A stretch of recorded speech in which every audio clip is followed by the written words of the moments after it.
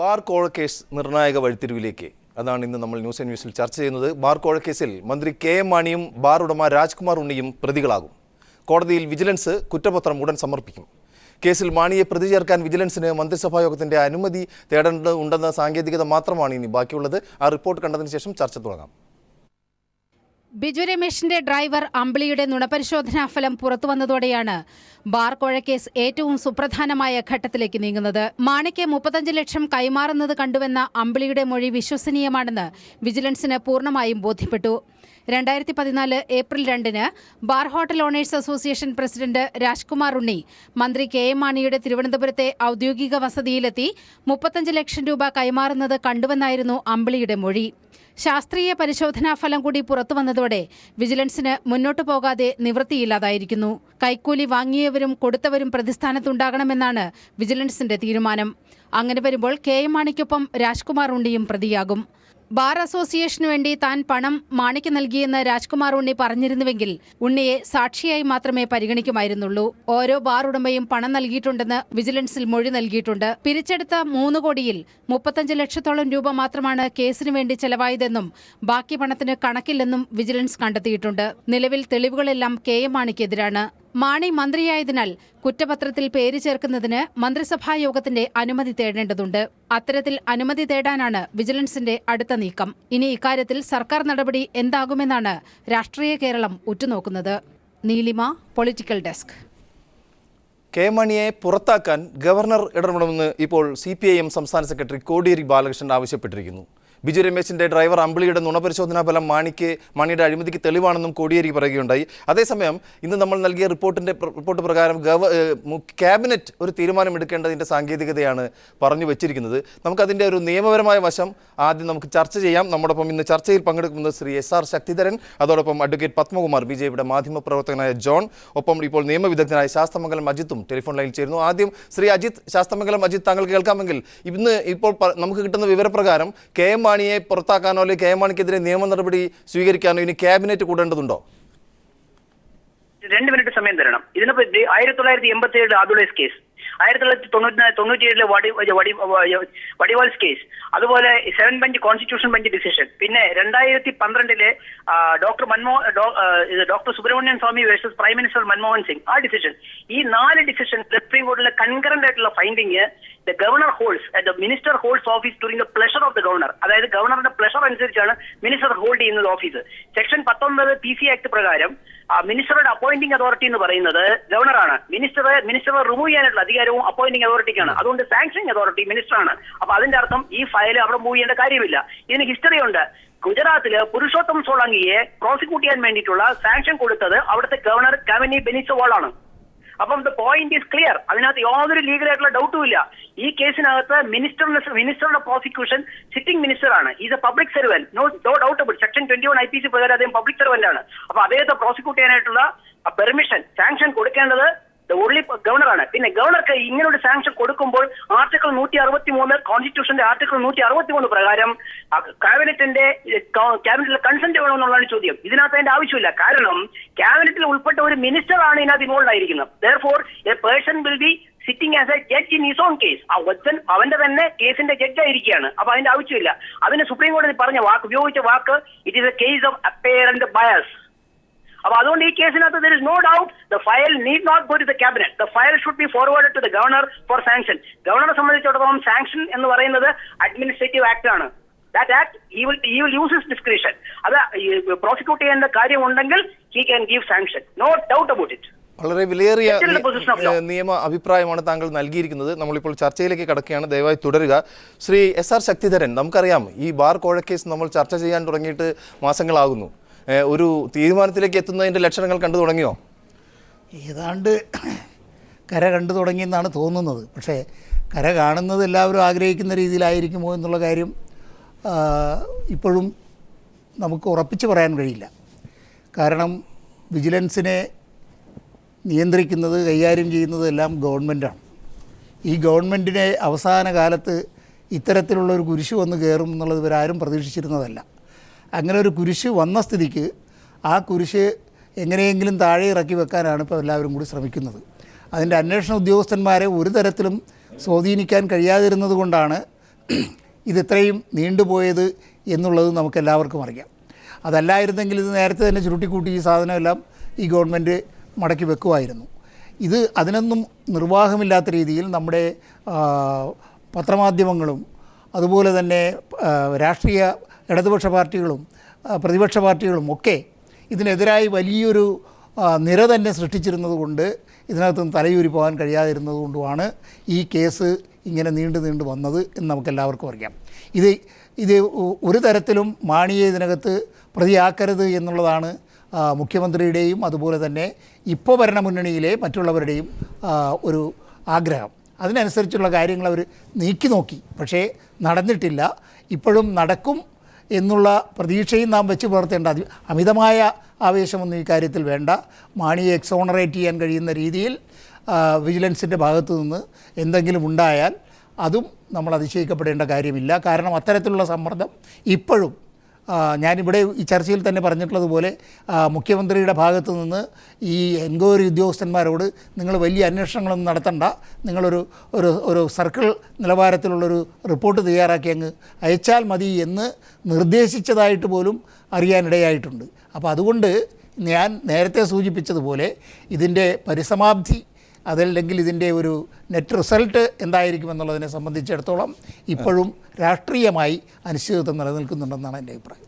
Shri John, താങ്കൾ ആദ്യം മുതൽ ഈ കേസ് പഠിച്ചിട്ടുള്ള ആളാണ്, താങ്കൾക്ക് ഇതിൻ്റെ പല വശങ്ങളും അറിയാം. എങ്കിലും 2-3 കാര്യങ്ങൾ താങ്കൾക്ക് അഭിപ്രായം ഇപ്പോൾ വളരെ ശക്തമായി പറയാൻ സാധിക്കുമെന്ന് വിചാരിക്കുന്നു. പ്രധാനമായിട്ടും മെറിറ്റാണ്, ഒരു കേസിൻ്റെ മെറിറ്റ്. ഈ ബാർ ഉടമകൾ അവർക്ക് ബാർ നഷ്ടപ്പെട്ടതുകൊണ്ട് ഉണ്ടാക്കുന്ന ഒരു പ്രശ്നമായിട്ട് പറയുന്നു. അതോടൊപ്പം തന്നെ കെ.എം. മാണിയെ വളരെയധികം ആക്രമിക്കുമ്പോഴും ബാബു എന്ന മന്ത്രി, കോൺഗ്രസിൻ്റെ മന്ത്രി, വളരെ സേഫായി മുന്നോട്ട് പോകുന്നു. അപ്പോൾ ഈ കേസിൻ്റെ മെറിറ്റ്, പ്രത്യേകിച്ചും മൊഴി നൽകലാണ്. ഇപ്പോൾ ബിജു രമേശിൻ്റെ ഡ്രൈവർ നൽകിയ മൊഴിയുടെ അടിസ്ഥാനത്തിലാണ് ഈ കേസിനൊരു സോളിഡ് ആയിട്ടുള്ള ഒരു അവസ്ഥയിലേക്ക് വരുന്നത്. അതുപോലെ തന്നെ ഈ മൊഴി നൽകൽ തന്നെ ഒരു വിലപേശലായി പോകുന്ന സാഹചര്യം നൽകും. ഇത്തരം ഡീമെറിറ്റ്സ് അല്ലെങ്കിൽ മെറിറ്റുകൾ എത്രമാത്രം ഈ കേസിൻ്റെ വഴിത്തിരിവാകും? ഇപ്പോൾ മൊഴി നൽകൽ ഏകദേശമൊക്കെ പൂർത്തീകരിച്ചിരിക്കുന്നു എന്നാണ് നമുക്ക് മനസ്സിലാക്കാൻ കഴിയുന്നത്. ഏറ്റവും പുതുതായിട്ട് വന്നിട്ടുള്ളത് ബിജു രമേശിൻ്റെ ഡ്രൈവർ അമ്പിളി നൽകിയിട്ടുള്ള മൊഴി യാഥാർത്ഥ്യമാണോ എന്നുള്ള പരിശോധന, നുണ പരിശോധന ഫോറൻസിക് ലാബിൽ നടത്തുകയും അതിൻ്റെ റിപ്പോർട്ട് കോടതിക്ക് കൊടുക്കുകയും കോടതിയിൽ നിന്ന് ആ റിപ്പോർട്ട് അന്വേഷണ ഉദ്യോഗസ്ഥന് ലഭ്യമാക്കുകയും ചെയ്തിട്ടുണ്ട്. അന്വേഷണ റിപ്പോർട്ട് നുണപരിശോധനയുടെ റിപ്പോർട്ട് അമ്പിളി നൽകിയ മൊഴി സാധൂകരിക്കുന്നതാണ് എന്നാണ് വരുന്ന റിപ്പോർട്ടുകൾ. അങ്ങനെയാണെങ്കിൽ ഇപ്പോൾ വന്നിരിക്കുന്ന ഒരു ചോദ്യം, കെ.എം. മാണിക്ക് ഇനി എത്ര നാൾ അധികാരത്തിൽ അല്ലെ മന്ത്രിസ്ഥാനത്ത് തുടരാം എന്നുള്ളതാണ്. ഒരാൾ നൽകുന്ന മൊഴി ശരിയാണോ തെറ്റാണോ എന്ന് പരിശോധിക്കാനുള്ള ഒരു ശാസ്ത്രീയമായ മാർഗമാണ് കൊടുക്കുന്ന നുണപരിശോധന. അതിന് കോടതികളിൽ എത്രത്തോളം നിലനിൽപ്പുണ്ട് എന്നുള്ളതൊക്കെ രണ്ടാമത്തെ കാര്യം. പക്ഷേ പൊതുജനങ്ങളുടെ മധ്യത്തിൽ ഈ നുണപരിശോധനാ ഫലം കൂടി വരുമ്പോൾ ശ്രീ കെ.എം. മാണിക്കെതിരായ ഒരു നിലപാട് അല്ലെ അഭിപ്രായം വളർന്നു വരുന്നു. അദ്ദേഹത്തിന് എപ്പോഴേ അല്ലെങ്കിൽ വളരെ നേരത്തെ തന്നെ സ്ഥാനത്ത് നിന്ന് മാറി നിൽക്കാനുള്ള അവസരമാണ് വീണ്ടും വന്നിരിക്കുന്നത് എന്നൊരു അഭിപ്രായം രൂപപ്പെടും. ജോണിലേക്ക് തിരിച്ചു വരാം. ശ്രീ പി.സി. ജോർജ് നമ്മോടൊപ്പം ടെലിഫോൺ ലൈനിൽ ചേരുന്നു. പി.സി. ജോർജ്, ഇപ്പോൾ വളരെ നിർണായകമായ വിധത്തിലേക്ക് കാര്യങ്ങൾ നീങ്ങുന്നു. 2 പേർ, കെ.എം. മാണിയും അതുപോലെ തന്നെ ബാർ ഉടമ അസോസിയേഷൻ്റെ പ്രസിഡന്റും പ്രതികളാകുന്ന രീതിയിലേക്ക് ഇപ്പോൾ വിജിലൻസ് കുറ്റപത്രം തയ്യാറാക്കുന്നു. പക്ഷേ ഒരു കാര്യം ഇപ്പോഴും നിലനിൽക്കുന്നുണ്ട്. ശ്രീ കെ.എം. മാണി അന്നേ പറഞ്ഞിട്ടുണ്ട്, കുറ്റപത്രത്തിൽ പേരുണ്ടായാലും ഞാൻ രാജിവെക്കുന്ന പ്രശ്നമില്ല. ഇതിനൊക്കെ എന്താ മറുപടി? നാണക്കേടെ നിന്റെ പേരോ കെ.എം. മാണി, എന്ത് പറയാനാ? ഇത് കേരളത്തിലെ ജനസമൂഹത്തിന് മുമ്പിൽ എല്ലാവർക്കും സത്യം അറിയാം. ഇവിടെ എന്താ, പണം കൊടുക്കുന്നവനും വാങ്ങുന്നവനും കുറ്റക്കാരാണ്. ആ നിയമപ്രകാരം രാജ്കുമാർ ഉണ്ണിയും പ്രതിയാണ്, മാണിയും പ്രതിയാണ്. മാണി മാത്രം പ്രതിയായാൽ മതിയോ? ആ കാശും മേടിച്ചുകൊണ്ട് ഓടിയ മാണിയുടെ ഭാര്യ പ്രതിയാകണ്ടേ? മനസ്സിലാക്കേണ്ട കാര്യം ഇത്. ഞാൻ പറയുമ്പോ എനിക്ക് ഒരു വിരോധം ആരോടും ഇല്ല. സത്യം എന്താ ചിന്തിക്കേണ്ട, ഇത് ഇത്രമാത്രം വലിയ കൊള്ള ഈ രാജ്യം നടക്കുക. 19.5 കോടി പിരിച്ചതിന്റെ കണക്ക് എനിക്കറിയാം. അതിൽ 4.5 കോടി 15 കോടി കണക്കാണ് ഇപ്പൊ വന്നത്. ഞാൻ അന്നേ ചോദിച്ചതാണ്. 1 കോടി മാണി മേടിച്ചെന്ന് എനിക്ക് മാണി എന്നോട് സമ്മതിച്ചിട്ടുണ്ടല്ലോ. ബാക്കി 14-ൽ 2 കോടി വേണേ വക്കീലന്മാര് കൂട്ടടിച്ചതിനോട്ടെ, ബാക്കി 12 എവിടെയെന്ന് ഞാൻ അന്ന് ചോദിച്ചു. മുഖ്യമന്ത്രി ഉമ്മൻചാണ്ടിയോട് പറഞ്ഞ വേദനയോടുകൂടി ജോർജിന്റെ ആ ചോദ്യം കുഴപ്പമുണ്ടാക്കിയത്. ശ്രീ പി സി ഒന്നിടപെട്ടോട്ടെ, ഈ ജോസഫ് എം പുതുശ്ശേരി ഇന്ന് രാവിലെ മുതൽ ചാനലുകളിൽ കരഞ്ഞു വിളിച്ചു പറയുകയാണ് കേരള കോൺഗ്രസിനെതിരെ വളരെ ഗൂഢ നീക്കം നടത്തുന്നു കോൺഗ്രസ്സുകാർ തന്നെ എന്നുള്ള അർത്ഥത്തിൽ. അപ്പോ അതായത് കോൺഗ്രസ്സുകാരെ കുറ്റം പറയുന്ന കാര്യം, ഞാൻ ഉൾപ്പെടെ POS ഉൾപ്പെടെ ഞങ്ങളെ മാണി വെച്ചുള്ള ഞങ്ങളെ 8 MLA ഉമ്മൻചാണ്ടിയെ പോയി കണ്ടതാണ് ഞങ്ങളെ രക്ഷിക്കണമെന്ന് അറിയാൻ വേണ്ടി. ഉമ്മൻചാണ്ടി പറഞ്ഞു ഒരു പ്രശ്നമില്ല, മാണിയെ രക്ഷിച്ചത്, മാണി സാറ് ഞങ്ങളുടെ സ്വന്തമല്ലേ എന്ന് പറഞ്ഞു. എന്നിട്ട് അദ്ദേഹം പറഞ്ഞു താഴെ രമേശ് ഉണ്ട്, രമേശോട് കണ്ടേക്കാൻ പറഞ്ഞു. ഞങ്ങൾ പോയി രമേശ് ചെന്നിത്തല കണ്ടു. അദ്ദേഹം പറഞ്ഞു ഒരു പ്രശ്നമില്ല, മാണി സാറ് ഞങ്ങളുമല്ലേ എന്ന് പറഞ്ഞു. പക്ഷെ ഇവര് രണ്ടും രക്ഷിക്കാൻ നോക്കി, പക്ഷെ നടന്നില്ല. എന്താ, ദൈവം നമ്പുരാൻ എന്ന് പറഞ്ഞൊരു ശക്തിയുണ്ട്. ആ ശക്തി 50 കൊല്ലമായിട്ടുള്ള മാണിയുടെ കൊള്ളയും പിടിച്ചുപറിയും മോഷണവും കണ്ടോണ്ടിരിക്കുകയാണ്. അതിന് പരിഹാരം ഉണ്ടാവണ്ടേ? അവസാന കാലത്തേക്ക് ശിക്ഷിച്ചു വിട്ടില്ല, ദൈവം ഇല്ലെന്ന് പറയും ദൈവവിശ്വാസികൾ. അതുകൊണ്ട് ദൈവം പ്രവർത്തിക്കുന്ന ഇത്, അല്ലാതെ ഉമ്മൻചാണ്ടിയുടെ ഒന്നും കഴിവല്ല. അല്ലെങ്കിൽ കോൺഗ്രസുകാരെ കുറ്റം പറയാനൊന്നും ഞാനില്ല. നല്ല സത്യസന്ധ ഉദ്യോഗസ്ഥന്മാരുണ്ട്, അതിനുള്ള സാഹചര്യങ്ങൾ ഇപ്പോഴുണ്ട്. അതുകൊണ്ട് നിവൃത്തിയില്ല, ജയിലിൽ പോകല്ല, മാർഗമില്ല. ബാബുവിന്റെ അവസ്ഥ എന്തായിരിക്കും? കെ ബാബുവിന്റെ അവസ്ഥ എന്താണ് താങ്കളുടെ അഭിപ്രായം? ബാബുവും ജയിലിലോട്ട് പോകും, ധൈര്യമായിട്ടിരുന്നു. ഇവിടെ രാജ്യത്ത് CBI ഉണ്ട്, നമ്മൾ ബഹുമാനപ്പെട്ട കോടതിയുണ്ട്. ജഡ്ജിമാരൊക്കെ ചാക്കിട്ട് പിടിച്ചാൽ മുഴുവൻ ജഡ്ജിമാരെയും ചാക്കിടാൻ പറ്റുമോ? മാണിയും ബാബു ഉമ്മൻചാണ്ടിയുടെ ജഡ്ജിമാരെയും ചാക്കിടുന്നുണ്ട്. കുറെ ചാക്കിടമൊക്കെ എനിക്കറിയാവുന്നില്ല. പക്ഷേ മാന്യന്മാരായ സത്യസന്ധന്മാരായ ഭരണഘടന നോക്കുന്ന ജഡ്ജിമാർ ഈ രാജ്യത്തുണ്ട്. CBI അന്വേഷണം വരും, ഉമ്മൻചാണ്ടി കൂടെ അകത്തു പോകും. തിരിച്ചു വരാം, താങ്കളിലേക്ക് തിരിച്ചു വരാം. ദയവായി ടെലിഫോൺ ലൈനിൽ തുടരുക. അഡ്വക്കേറ്റ് പത്മകുമാർ BJPയുടെ നേതാവാണ്. ഇപ്പോൾ ശ്രീ PC ജോർജ് പറഞ്ഞ പോലെ CBI ഉണ്ട്, വലിയ വലിയ അന്വേഷണ ഏജൻസികൾ അപ്പുറത്തുമുണ്ട്. രാഷ്ട്രീയ സ്വാധീനമില്ലാതെ തന്നെ നമുക്ക് കാര്യങ്ങൾ മുന്നോട്ട് കൊണ്ടുപോകാനുള്ള സംവിധാനമുണ്ട്. താങ്കളുടെ പാർട്ടി ഇപ്പോൾ കേന്ദ്രത്തിൽ ഭരിക്കുകയാണ്. മാത്രമല്ല മൊഴിയുടെ ഒരു ശക്തി എത്രമാത്രം ഒരു കേസിന് ഇതാവും. അതായത് നമുക്കറിയാം, താത്രിക്കുട്ടിയുടെ സ്മാർത്ഥ വിചാരം തൊട്ട് തുടങ്ങിയതാണ്. മൊഴിയുടെ ഒരു കരുത്തിലൂടെ തെളിവുകൾ, ഒരു ശിക്ഷ നടപ്പാക്കുന്ന ഒരു അവസ്ഥ. എങ്ങനെ പ്രതികരിക്കുന്നു? അപ്പോൾ ഈ കേസിൽ തീർച്ചയായിട്ടും തെളിവുകളുണ്ടാവും, കുറ്റം ചെയ്താൽ ശിക്ഷിക്കപ്പെടേണ്ട സാഹചര്യം ഉണ്ടാകും എന്നുള്ളത് സത്യം തന്നെയാണ്. പക്ഷേ ഇവിടെയുള്ളൊരു ഏറ്റവും വലിയ പ്രധാന പ്രശ്നം PC ജോർജ് പറഞ്ഞ ഒരു കാര്യം, അതേപോലെ മറ്റേ രണ്ടുപേരും ഇവിടെ സൂചിപ്പിച്ചൊരു കാര്യം, ഈ മാണിയെ രക്ഷിക്കണം എന്നൊരു തീരുമാനം UDF എടുത്തിട്ടുണ്ട്, ആഭ്യന്തര വകുപ്പ് മന്ത്രി എടുത്തിട്ടുണ്ട്, മുഖ്യമന്ത്രി എടുത്തിട്ടുണ്ട്. അപ്പോൾ ആ സാഹചര്യം നിലനിൽക്കുമ്പോൾ ഈ അന്വേഷണങ്ങളൊക്കെ ഇവിടെ ചെന്ന് നിൽക്കും, അങ്ങനെ അവസാനിക്കുമെന്നുള്ളതാണ്. ഇപ്പോൾ ഈ നേരത്തെ അഡ്വക്കേറ്റ് അജിത്ത് പറഞ്ഞൊരു കാര്യം, നിയമവാഴ്ച നിലനിൽക്കുന്ന ഒരു സംസ്ഥാനത്താണെങ്കിൽ ഇതൊക്കെ സാധ്യമാണ്. ഗവർണർക്ക് നേരിട്ട് തീരുമാനം, ഇങ്ങോട്ട് ഫയൽ കിട്ടിക്കഴിഞ്ഞാൽ തീരുമാനമെടുക്കാം. പക്ഷേ ഇപ്പം സംഭവിക്കാൻ പോണത്, നമ്മൾ എത്ര ചർച്ച ചെയ്താലും ഇവിടെ ഈ മന്ത്രിസഭ നിലനിൽക്കുന്ന കാലഘട്ടത്തിൽ ഒന്നും സംഭവിക്കാൻ പോകുന്നില്ല. ഇപ്പോൾ വിജിലൻസ് കുറ്റപത്രം തയ്യാറാക്കി കഴിഞ്ഞാലും ഈ കുറ്റപത്രത്തെ സംബന്ധിച്ച് വിജിലൻസ് ഒരു തീരുമാനമെടുക്കണം. ആ തീരുമാനമെടുക്കാൻ ഈ വിജിലൻസ് ഗവൺമെന്റിനെതിരായിട്ടുള്ള തീരുമാനങ്ങൾ അട്ടിമറിക്കുന്നതിന് വേണ്ടിയിട്ട് ഈ ഗവൺമെന്റ് വന്നപ്പോൾ തന്നെ വിജിലൻസിന്റെ ഒരു അഡീഷണൽ ഡയറക്ടറെ നിയമിച്ചിട്ടുണ്ട്. അദ്ദേഹത്തിന്റെ പ്രധാന ജോലി ഗവൺമെന്റിനെതിരായിട്ടുള്ള വിജിലൻസ് അന്വേഷണങ്ങൾ അട്ടിമറിക്കുക എന്നുള്ളതാണ്. ഞാൻ പേര് പറയാൻ ആഗ്രഹിക്കുന്നില്ല. അപ്പോൾ അതിനുശേഷം ഇത് വിജിലൻസ് ഒരു തീരുമാനമെടുത്തിട്ട് ആഭ്യന്തര വകുപ്പിന് കൊടുത്താലും സംഭവിക്കാൻ പോകുന്നത് അത് AGയുടെ ഒപ്പീനിയന് വേണ്ടി അയക്കും.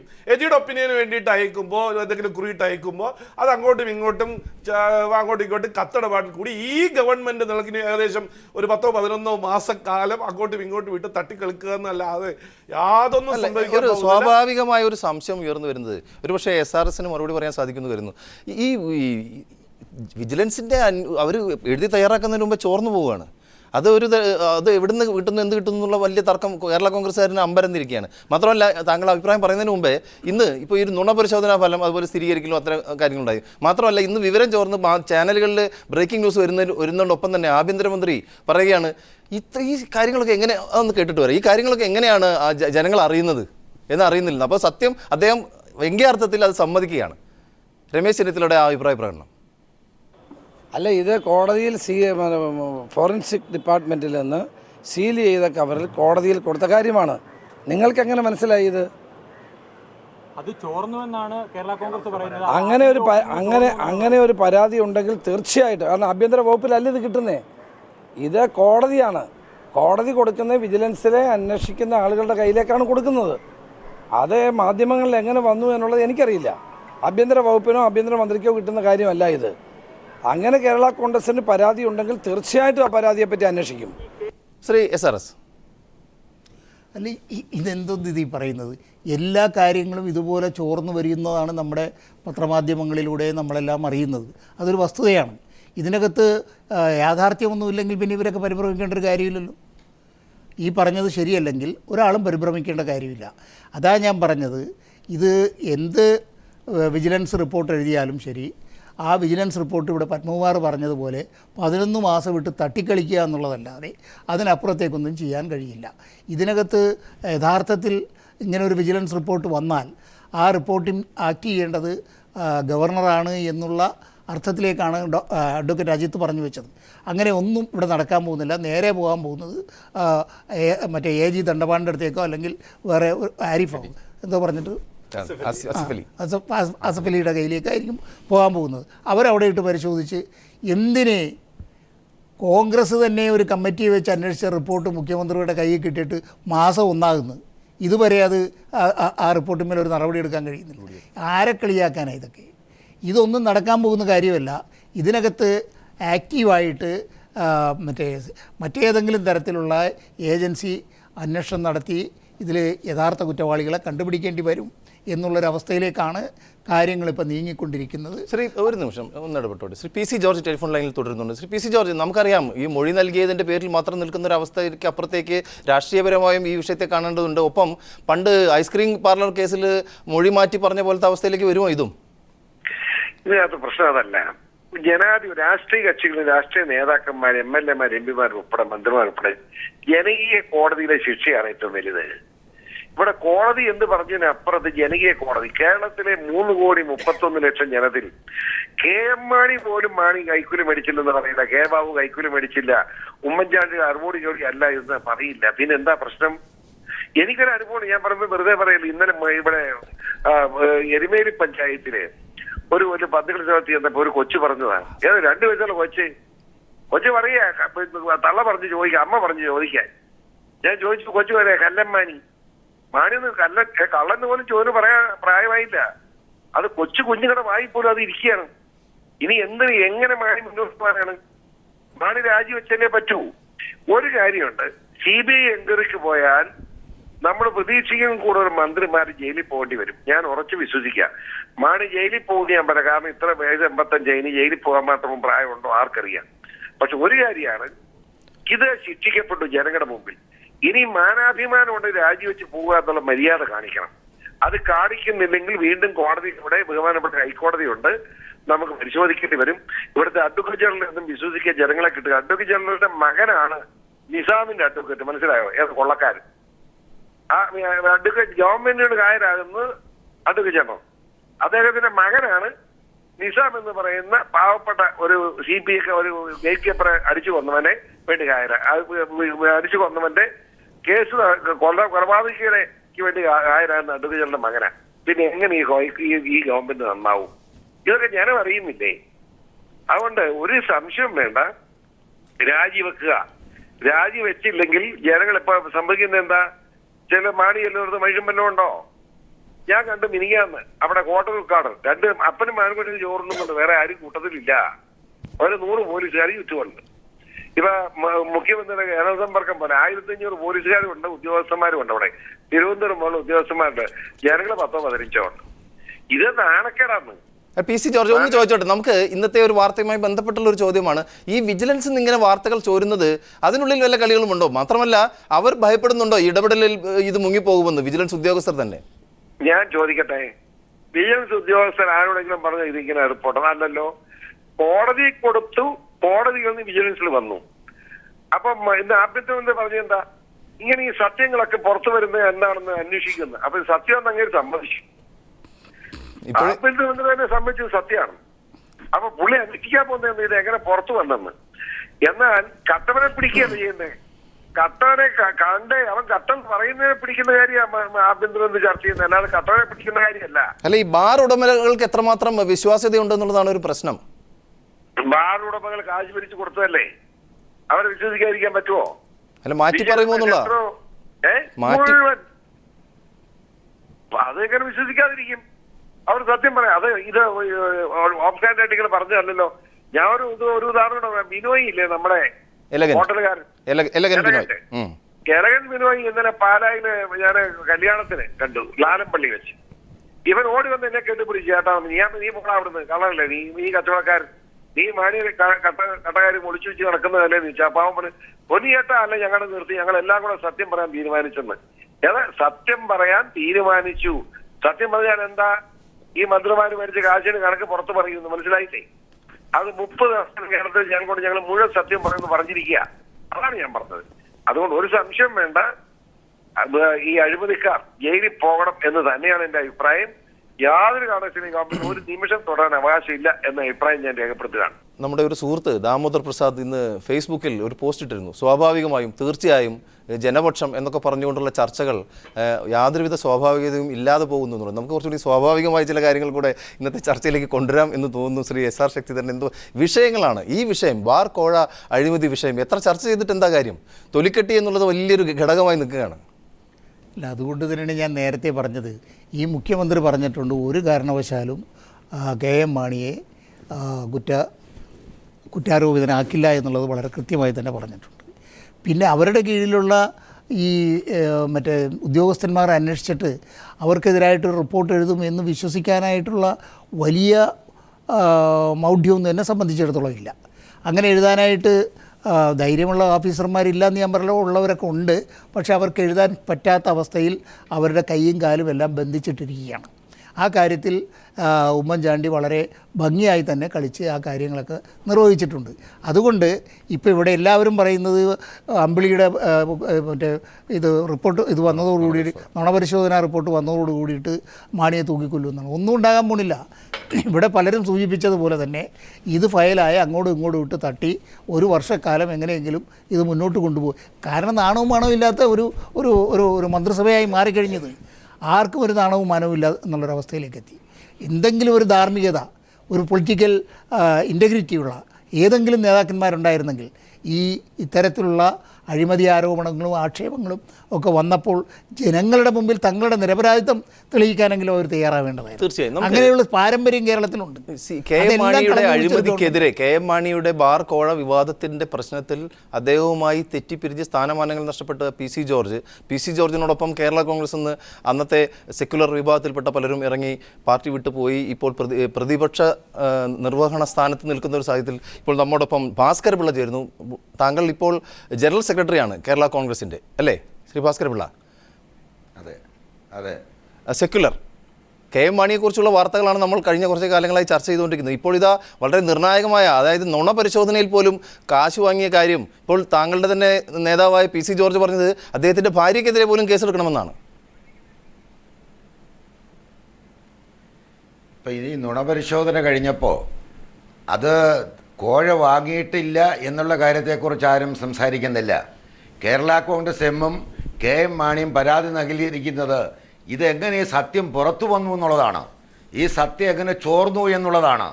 അതിനകത്ത് PC ജോർജ് ഇപ്പോൾ സൂചിപ്പിച്ചതുപോലെ എന്ന് പറയുന്നൊരു ശക്തി മേളിലുണ്ട്. അതുകൊണ്ട് തന്നെയാണ് ഇത് സീൽ ചെയ്ത് അകത്തുകൊണ്ട് കൊടുത്തിരുന്നുവെങ്കിൽ, ഈ റിപ്പോർട്ട് രഹസ്യമായിട്ട് തന്നെ വെച്ചിരുന്നു എങ്കിൽ അതൊരു പക്ഷേ അറിയത്തില്ലായിരുന്നു. അത് ജനം അറിയത്തക്ക രീതിയിൽ തന്നെ വകുപ്പുകൾ ഈശ്വരൻ തന്നെ ഉണ്ടാക്കിയെന്നാണ് ഞാൻ കരുതുന്നത്. ഇത് ജനം അറിഞ്ഞു കഴിഞ്ഞപ്പോൾ ഇനി അതിൽ നിന്ന് മാറ്റാനായിട്ട് കഴിയില്ല. ഇപ്പോൾ KM മാണി തന്നെ ആവശ്യപ്പെട്ടിരിക്കുന്നത്, ആഭ്യന്തരമന്ത്രിയോട് ചോദിച്ചിരിക്കുന്നത് എങ്ങനെ ഈ റിപ്പോർട്ട് ചോർന്നു എന്നുള്ളതിനെക്കുറിച്ച് അന്വേഷിക്കണമെന്നാണ്. അപ്പോൾ റിപ്പോർട്ട് ചോർന്നില്ലായിരുന്നു എങ്കിൽ ഇത് രഹസ്യമായിട്ട് പൂഴ്ത്തപ്പെടുമായിരുന്നു എന്നുള്ളത് കറക്റ്റാണ്. ഇപ്പോൾ ഇവിടെ ബഹുമാനപ്പെട്ട ശക്തിധരൻ സൂചിപ്പിച്ചതുപോലെ ഇതൊക്കെ തട്ടിയും മുട്ടിയും ഫയലുകൾ തട്ടിയും മുട്ടിയും മറിഞ്ഞും തിരിഞ്ഞുമൊക്കെ കിടക്കുമെന്നുള്ളതല്ലാതെ വ്യക്തമായ ഒരു അന്വേഷണത്തിലൂടെ ഒരു തെളിവ് ആകത്തക്കരിൽ വരുമായിരുന്നില്ല. പക്ഷേ ഇവിടെ സംഭവിച്ചിരിക്കുന്നത് അമ്പിളി പറഞ്ഞ കാര്യങ്ങൾ അത് സത്യമായിട്ട് നുണപരിശോധനകളിലെ സത്യസന്ധമായിട്ട് തെളിയിച്ചിരിക്കുന്ന ഈ സാഹചര്യത്തിൽ ഇനി KM മാണിക്കോ കേരള കോൺഗ്രസിനോ ഒന്നും തന്നെ കേരളത്തിലെ ജനങ്ങളോട് പറയാനില്ല എന്നുള്ളതാണ്. ശ്രീ ഭാസ്കർ പിള്ള, കുറച്ചുകൂടി യാഥാർത്ഥ്യബോധത്തോടെ ഈ വിഷയത്തെ കാണുമ്പോൾ താങ്കൾ കരുതുന്നുണ്ടോ ഉമ്മൻചാണ്ടി സർക്കാർ KM മാണിക്കെതിരെ നടപടിയുമായി മുന്നോട്ട് പോകുമെന്ന്? അതോടുകൂടി ഈ ഗവൺമെന്റ് ഇല്ലാതാവില്ലേ? ഇല്ല, PC ജോർജ് ഉൾപ്പെടെ കേരള കോൺഗ്രസിൻ്റെ KM മാണി ഒഴിച്ചുള്ള 8 MLA-മാരും മുഖ്യമന്ത്രിയെയും ആഭ്യന്തര വകുപ്പ് മന്ത്രിയെയും കണ്ടപ്പോൾ അവർ വ്യക്തമായിട്ട് പറഞ്ഞല്ലോ, മാണി സാറിന് ഞങ്ങൾ രക്ഷപ്പെടുത്തും, ഞങ്ങളുടെ സ്വന്തം മാണി സാറാണ് ഞങ്ങൾ രക്ഷപ്പെടുത്തും. ആഭ്യന്തരമന്ത്രി രമേശ് ചെന്നിത്തലയും പറഞ്ഞു. ആ പറച്ചിലിന് ശേഷം ഈ ബിജു രമേശ് ആരോപണം ഉന്നയിച്ചതിന് ശേഷം 83 ദിവസക്കാലം കഴിഞ്ഞിട്ടാണ് കെ.എം. മാണി ഒരു പത്രസമ്മേളനം നടത്തി അതിനെക്കുറിച്ച് വിശദീകരണം നൽകുന്നത്. ആ 83 ദിവസം വരെ മിണ്ടാതിരുന്ന നിശബ്ദമായിട്ടിരുന്ന കെ.എം. മാണി ഈ ഉറപ്പ് ലഭിച്ചതിന് ശേഷമാണ് രംഗത്തേക്ക് വന്നത്. ബിജു രമേശ് ആരോപണം ഉന്നയിച്ചതിൻ്റെ അടുത്ത ദിവസം ഞാനന്ന് കേരള കോൺഗ്രസ് എമ്മിൻ്റെ സംസ്ഥാന ജനറൽ സെക്രട്ടറിയാണ്. ഞങ്ങൾ ആലപ്പുഴയിൽ പ്രതിഷേധ പ്രകടനം നടത്താൻ, പന്തംകുളത്ത് പ്രകടനം നടത്താൻ എല്ലാം റെഡിയാക്കിക്കൊണ്ട് നിന്നപ്പോൾ തിരുവനന്തപുരത്ത് നിന്ന് ഞങ്ങൾക്കൊരു അറിയിപ്പ് വന്നു, പ്രകോപിപ്പിക്കേണ്ട, ആരും പ്രകോപിപ്പിക്കേണ്ട, ഒരു പ്രതിഷേധ പ്രകടനവും നടത്തണ്ട. എന്താ അതിൻ്റെ അർത്ഥം? പ്രകോപിച്ചാൽ വീണ്ടും കുറേ കാര്യങ്ങളോട് പുറത്തു വരും. ആ രീതിയിൽ പേടിച്ചിരുന്ന ശ്രീ കെ.എം. മാണി, ഞങ്ങളുടെ സ്വപ്നത്തിൽ പോലും ഞങ്ങൾക്ക് കരുതുവാൻ പറ്റാത്ത കെ.എം. മാണിയാണ് ആ രീതിയിൽ കാണുന്നത്. പേടിച്ചിരുന്ന് 83 ദിവസം കഴിഞ്ഞ് 84ാമത്തെ ദിവസമാണ് പത്രസമ്മേളനവുമായിട്ട് രംഗത്തേക്ക് വന്നത്. അത് ഈ ഉറപ്പ് കിട്ടിയതിന് ശേഷം മാത്രമാണ്. അതുകൊണ്ടാണ് ഈ വാർത്ത ചോർന്നത് അന്വേഷിക്കണമെന്ന് കെ.എം. മാണിയും കേരള കോൺഗ്രസ് എമ്മും ആവശ്യപ്പെടുന്നത്. കാരണം ഇല്ലെങ്കിൽ ഇതും മുഖ്യമന്ത്രിയുടെ കീഴിൽ, ആഭ്യന്തര കീഴിൽ പൂഴ്ത്തപ്പെടുമായിരുന്നു എന്ന് വേണം നമുക്ക് മനസ്സിലാക്കേണ്ടിയിരുന്നത്. തിരിച്ചു ജോൺ, നമുക്കറിയാം ഈ കോഴ വിവാദം ഉണ്ടായതിന് ശേഷവും ആ സമയത്താണ് സംസ്ഥാന സർക്കാർ അല്ലെങ്കിൽ UDF ഗവൺമെൻറ്റിൻ്റെ മദ്യനയം വരുന്നത്. മദ്യനയത്തിലെ മാറ്റങ്ങൾ, ഹൈക്കോടതിയിൽ കേസ്, ഹൈക്കോടതിയുടെ ബലത്തിൽ ബാറുകൾ കുറേ കാലം നടന്നു. സുപ്രീം കോടതിയിൽ ആ കേസ് പോയപ്പോൾ ബാറുകൾ ഇല്ലാതാവുന്ന ഒരു സാഹചര്യം വന്നു. ഇപ്പോൾ ബിയർ പാർലറുകൾ മാത്രമേ ഉള്ളൂ. ഇത്തരം ചില നീക്കുപോക്കുകൾ നടത്താൻ ഗവൺമെൻറ്റിൻ്റെ തലപ്പത്ത്, അതായത് താക്കോൽ സ്ഥാനങ്ങളിൽ ഇരിക്കുന്നവർ ഇനിയും ഇടപെടൽ നടത്തി ഇത് ഇല്ലാതാക്കാൻ സാഹചര്യം നിലനിൽക്കുകയല്ലേ ചെയ്യുന്നത്? തീർച്ചയായിട്ടും ഈ കേസിൻ്റെ അന്വേഷണം എവിടെ വരെ എത്തും എന്നുള്ള കാര്യത്തിൽ, അല്ലെങ്കിൽ അന്വേഷണ റിപ്പോർട്ട് എവിടെ വരെ എത്തും എന്നുള്ള കാര്യത്തിൽ എല്ലാവർക്കും സംശയമുണ്ട്. ഇപ്പോൾ നുണപരിശോധനാ ഫലം പുറത്തു വന്നിട്ടില്ലെങ്കിൽ പോലും അത് ചോർന്നു വന്നിരിക്കുന്നു. ഇപ്പോൾ കേരള കോൺഗ്രസ്സുകൾ ഞാൻ മനസ്സിലാക്കുന്നിടത്തോളം മാണി ഗ്രൂപ്പ് ഇപ്പോൾ ഉയർത്തുന്ന ചോദ്യം, ഈ നുണപരിശോധനാ ഫലം ബോധപൂർവം ആരോ പുറത്തുവിട്ടു, അവർ പ്രതിക്കൂട്ട് നിർത്തുന്നത് അന്വേഷണ ഉദ്യോഗസ്ഥനെയാണ് ചൂണ്ടിക്കാട്ടുന്നതെങ്കിലും ആത്യന്തികമായി അവർ വിരൽ ചൂണ്ടുന്നത് ആഭ്യന്തര വകുപ്പിനെയാണ്. ആഭ്യന്തര വകുപ്പിൽ നിന്നാണ്, കാരണം വിജിലൻസിൽ നിന്നാകാം, അവർ പറഞ്ഞേക്കുന്ന അന്വേഷണ ഉദ്യോഗസ്ഥനിൽ നിന്ന് തന്നെയാണ് എന്ന് അതിൻ്റെ നേതാക്കൾ കഴിഞ്ഞ ദിവസം തന്നെ വ്യക്തമാക്കിയിരുന്നു. ഇതിൻ്റെ അർത്ഥം ആഭ്യന്തര വകുപ്പിനെയാണ് അവർ വിരൽ ചൂണ്ടുന്നത്. ഒന്ന്. രണ്ടാമത്തെ കാര്യം, അവരുമായി ബന്ധപ്പെട്ട കേന്ദ്രങ്ങളുമായി നമ്മൾ ഇന്ന് ബന്ധപ്പെട്ടപ്പോൾ അവർ പറയുന്നത്, ഈ റിപ്പോർട്ട് പുറത്തുവിട്ടത് ആത്യന്തികമായിട്ട് അന്വേഷണ റിപ്പോർട്ട്, വിജിലൻസിൻ്റെ റിപ്പോർട്ട് ശ്രീ കെ.എം. മാണിക്ക് അനുകൂലമാണെങ്കിൽ പോലും അത് അല്ല എന്ന് ജനങ്ങളുടെ മുന്നിൽ വരുത്തി തീർക്കുന്നതിന് വേണ്ടിയാണ്. കാരണം ഒരു നിമിഷം, അതായത് ബാർ കോഴക്കേസിൽ കെ.എം. മാണിക്ക് എതിരായി കേരള ഗവൺമെൻറ് ആഭ്യന്തര വകുപ്പിൻ്റെ കീഴിൽ തന്നെയുള്ള വിജിലൻസ് വകുപ്പ് കൃത്യമായ കുറ്റപത്രം സമർപ്പിക്കാനുള്ള സാഹചര്യം ഉണ്ടായിരിക്കുന്നു. ബിജു രമേശിൻ്റെ ഡ്രൈവർ അമ്പിളിയുടെ നുണപരിശോധനാ ഫലം അത് മാണിയുടെ അഴിമതിക്ക് തെളിവായി പുറത്തു വരികയും ചെയ്തിരിക്കുന്നു. ആ ചർച്ചയാണ് നമ്മൾ മുന്നോട്ട് കൊണ്ടുപോകുന്നത്. ശരിക്കും ഇന്ന് പ്രതിപക്ഷ നേതാവ് VS അച്യുതാനന്ദൻ ഒരു അഭിപ്രായ പ്രകടനം നടത്തുകയുണ്ടായി. അതായത് മാണിയെ രാജിവെപ്പിക്കാൻ കോൺഗ്രസ് കേന്ദ്ര നേതൃത്വം തന്നെ ഇടപെടണം എന്നാണ് VS പറഞ്ഞത്. എന്ത് തോന്നുന്നു ശ്രീ SR ശക്തിധരൻ? അതെങ്ങനെ കോൺഗ്രസ് കേന്ദ്ര നേതൃത്വം പറഞ്ഞിട്ടല്ലേ ഈ ഭരണം ഇവിടെ നിലനിൽക്കുന്നത്? പിന്നെ അവരെങ്ങനെ ഇടപെടുന്നത്? കാരണം കോൺഗ്രസിന് വേറെ എങ്ങുമില്ല. പണ്ട് കമ്മ്യൂണിസ്റ്റുകാരെ കളിയാക്കിയിരുന്ന കോൺഗ്രസ്സുകാരുടെ സ്ഥിതി ഇന്നെന്താ? കേരളം കഴിഞ്ഞാൽ 3 സംസ്ഥാനത്തെ ആകെ ഉള്ളൂ. അതല്ലേ അതിൻ്റെ ഒരു അവസ്ഥ. അപ്പോൾ അതുകൊണ്ട് മറ്റേ കേന്ദ്രം ഇടപെട്ട് മാണിയെ രാജിവെപ്പിക്കണമെന്ന് പറഞ്ഞാൽ, മാണിയെ രാജിവെപ്പിക്കാമെന്ന് പറഞ്ഞാൽ അതോടുകൂടി ഗവൺമെൻറ് ഇല്ലാതാകുകയാണല്ലോ. അങ്ങനെയുണ്ടെങ്കിൽ ഒരു കാര്യത്തിൽ വേണമെങ്കിൽ ഈ ഗവൺമെൻറ് ഒരു തീരുമാനമെടുക്കാൻ കഴിയും. 1 വർഷം മുമ്പേ ഇവിടെ തെരഞ്ഞെടുപ്പ് നടത്തുക എന്നുള്ളൊരു സമീപനത്തിലേക്ക് പോയി ഈ ഗവൺമെൻറ്റിനെ പിരിച്ചുവിട്ട് അധികാരത്തിലിരുന്നുകൊണ്ട് വേണമെങ്കിൽ മറ്റേ തെരഞ്ഞെടുപ്പ് നടത്താൻ സാധിക്കുമെന്നുള്ളൊരു അവസ്ഥ മാത്രമേ ഇപ്പോൾ ഉള്ളൂ. അത് വേണമെങ്കിൽ നടത്താം എന്നല്ലാതെ അതിനകത്ത് അവരിടപെട്ട് ഈ ഇവിടെ കെ.എം. മാണിയെ അധികാരത്തിൽ നിന്ന് പുറത്താക്കാൻ കേന്ദ്ര നേതൃത്വം ഇടപെടണമെന്നുള്ളത് ഒരു പ്രായോഗികമായ ഒരു അഭിപ്രായ പ്രകടനമായിട്ട് നമുക്ക്. അഡ്വക്കേറ്റ് പത്മകുമാർ, വളരെ എന്താ പറയുക, നാറ്റക്കേസ് എന്ന് പറയുന്ന പോലെയാണ് ഇപ്പോൾ ഗവൺമെൻറ്റിൻ്റെ മുന്നോട്ടുള്ള പോക്ക്. എങ്ങനെ വിലയിരുത്തുന്നു BJPയുടെ ഒരു സംസ്ഥാന നേതാവ് എന്ന നിലയിൽ?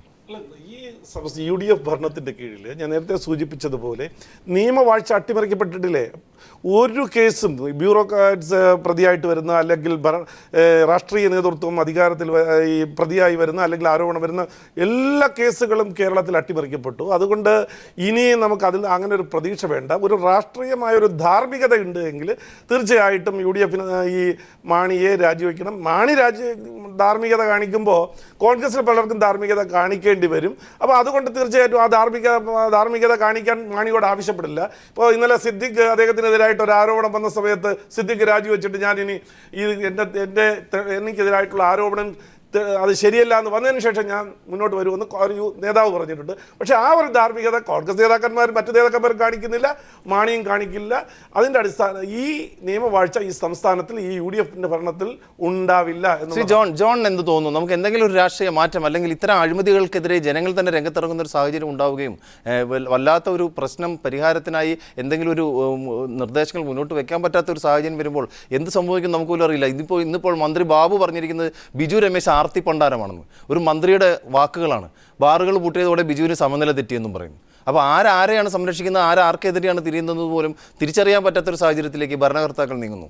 ഞാൻ കാണുന്ന ഒരു രാഷ്ട്രീയ ഡെവലപ്മെൻ്റ് എന്ന് പറഞ്ഞാൽ, ഒരു KM മാണിക്കെതിരായ ഒരു കുറ്റപത്രത്തിൽ പരാമർശമുണ്ടെങ്കിൽ അദ്ദേഹത്തിന് മന്ത്രിസഭയിൽ നിന്ന് മാറി നിൽക്കേണ്ടി വരും. അതുപോലെ തന്നെ കോൺഗ്രസിലെ ഒരു വിഭാഗം ഇതിനകം തന്നെ ശ്രീ KM മാണി അധികാരത്തിൽ തുടരുന്നതിലെ ധാർമ്മികത ചോദ്യം ചെയ്ത് പരസ്യമായും രഹസ്യമായും അവർ ചോദ്യം ചെയ്തിട്ടുണ്ട്. അധിക നാൾ അദ്ദേഹത്തിന് ഈ രീതിയിൽ മുന്നോട്ട് പോകാൻ കഴിയും എന്ന് വിശ്വസിക്കുന്ന ഒരാൾ അല്ല ഞാൻ. ഇനി KM മാണി സാറിനെ മാറ്റി നിർത്താൻ കോൺഗ്രസ് നേതൃത്വം തീരുമാനിച്ചാൽ ഈ മന്ത്രിസഭ മുന്നോട്ട് പോകില്ല എന്നുള്ള കാര്യവും യാഥാർത്ഥ്യമായിരിക്കും.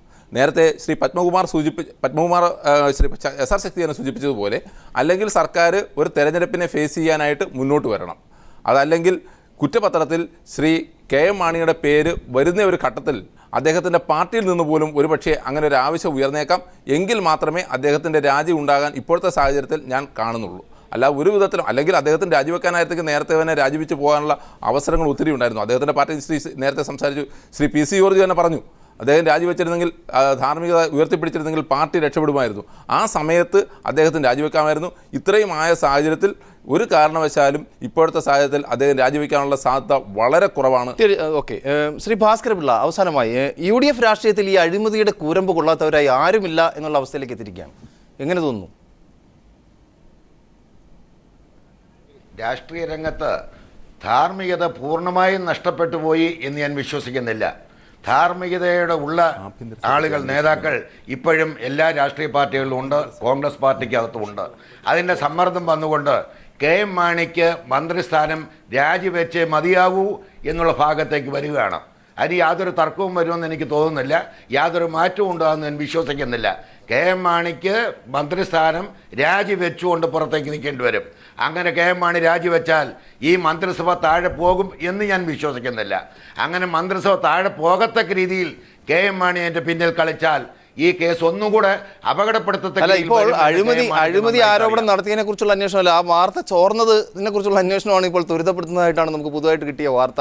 ആഭ്യന്തര സെക്രട്ടറി ഈ വിഷയം അന്വേഷിക്കുമെന്നാണ് അറിയാൻ സാധിച്ചിരിക്കുന്നത്. അതായത് വിജിലൻസ് കോടതിയിൽ സമർപ്പിക്കുന്ന റിപ്പോർട്ട് എങ്ങനെ മാധ്യമങ്ങൾക്ക് വീണ് കിട്ടി എന്നുള്ളത്. ബാർ കോഴക്കേസ് തന്നെ ആ ചർച്ചയുടെ അവസാന ഘട്ടത്തിലേക്ക് നമ്മൾ കടക്കുകയാണ്. ഇപ്പോഴാണ് നമുക്ക് കിട്ടിയ വിവരം ആഭ്യന്തര വകുപ്പ് സെക്രട്ടറി ഈ ചോർച്ച, അതായത് വാർത്ത ചോർന്നത്, ഇയാളുടെ രഹസ്യമൊഴി മറ്റേ നുണപരിശോധനാ റിപ്പോർട്ട് ചോർന്നതിനെ പറ്റി അന്വേഷിക്കാൻ ആഭ്യന്തരമന്ത്രി ഉത്തരവിട്ടിരിക്കുന്നു. ആഭ്യന്തര സെക്രട്ടറിയാണ് ആ അന്വേഷണ ചുമതല. വലിയ പ്രധാനപ്പെട്ട ഒരു സംഭവമാണ്, കേരളത്തിലെ ജനങ്ങളെയൊക്കെ ബാധിക്കുന്ന ഒരു വിഷയമാണ്. എന്ത് തോന്നുന്നു അഡ്വക്കേറ്റ് പത്മകുമാർ? വളരെ അപഹാസ്യമല്ലേ, കേരളത്തിലെ ജനങ്ങളെ അപമാനിക്കുന്ന ഒരു നിലപാടല്ലേ. കാരണം ഒരു ഉദാഹരണം പറയാം. ഇപ്പോൾ ഭാര്യയെ ഭർത്താവ് ബെഡ്റൂമിനകത്ത് വെച്ച് കഴുത്ത് തിരിച്ച് കൊല്ലുകയാണ്. വഴിയെ വീട്ടിലുള്ള ഒരാൾ എത്തി നോക്കിയപ്പോൾ ഇത് കണ്ടു. അപ്പം ഭർത്താവ് ഭാര്യയെ കൊന്നതല്ല പ്രശ്നം, ബെഡ്റൂമിൽ എത്തി നോക്കിയതാണ് പ്രശ്നം എന്നുള്ളതാണ്.